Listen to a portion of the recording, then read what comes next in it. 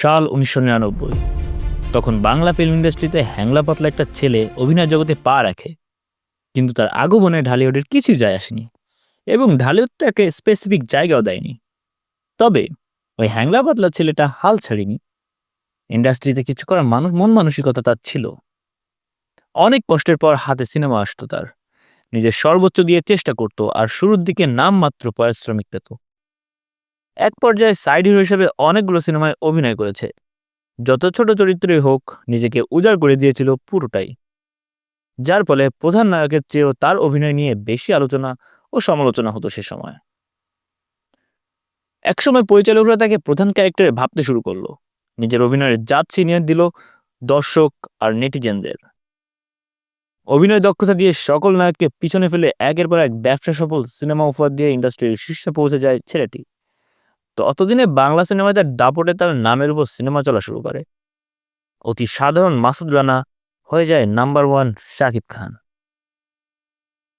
একচ্ছত্র আধিপত্য শাকিবের, তার নামের উপর হল বুকিং শুরু হয়ে যায়। এক ঈদে ৫-৬টা করে সিনেমা মুক্তি পেতে শুরু করে।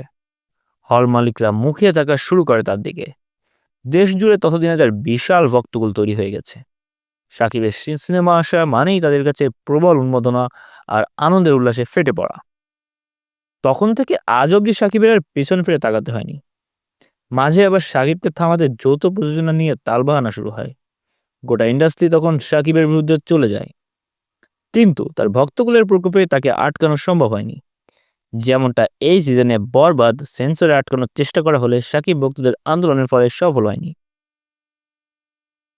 ২০২২ সালে শাকিব যখন আমেরিকাতে ফিরে আসে, তখন অনেকদিন পরে শাকিবের নতুন সিনেমা মুক্তির আলো দেখে, লিডার আমি বাংলাদেশ।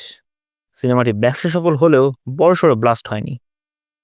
যখন প্রিয়তমা মুক্তি পায়, বাংলা সিনেমার সর্বোচ্চ আয়কৃত সিনেমা হিসেবে ভূষিত হয়।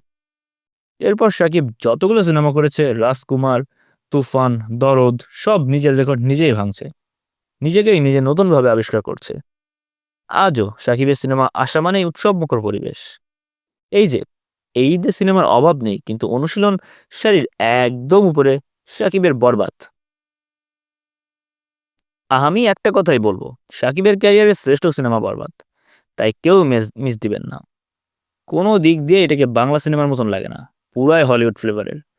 পুরো টিম যে চেষ্টা চালিয়েছে তার জন্য তাদের বাহবা দেওয়া প্রয়োজন। এই ছোট্ট ইন্ডাস্ট্রিতে এত বড় বাজেট আর এত বড় আয়োজনের প্রডিউসার যে সাহস দেখিয়েছে, সেটাই অনেক। বাংলা চলচ্চিত্রের ইতিহাসে প্রথম সিনেমা যেটি দেশের পরিস্থিতি ভালো থাকলে ১০০ কোটি ক্রস করার সম্ভাবনা রাখে। সাকিবই একদিন বাংলা চলচ্চিত্রকে অনন্য উচ্চতায় নিয়ে যাবে, যেভাবে বিগত দিনে এই ভঙ্গুর ইন্ডাস্ট্রিকে আকাশ ছোঁয়ার স্বপ্ন দেখিয়েছেন এবং আজকে এই জায়গায় নিয়ে এসেছেন। সাকিবের হাত ধরে আমরা বিশ্ববাজারে যাব। সব মিলিয়ে বরবাদকে নির্দিষ্ট কোনো জনরায় ফেলা যাবে না। রোমান্স আছে, অ্যাকশন আছে, ভরপুর ভায়োলেন্স আছে, আইনি মারপ্যাচ আছে, নেই শুধু কমেডি। বরবাদ ভরপুর মশলাদার এক সিনেমা, যেখানে আপনি একের পর ভিতর সব পাবেন।